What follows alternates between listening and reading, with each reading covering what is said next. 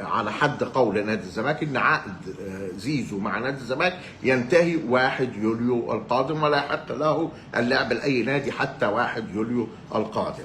البعض بيقول ان عقد زيزو ينتهي بنهايه الموسم مع نادي الزمالك، لكن نادي الزمالك لما طلع العقد فيه اخر قسط في العقد ما بين زيزو ونادي الزمالك هو 30 يونيو. 30 يونيو يعني عقده ينتهي 1/7.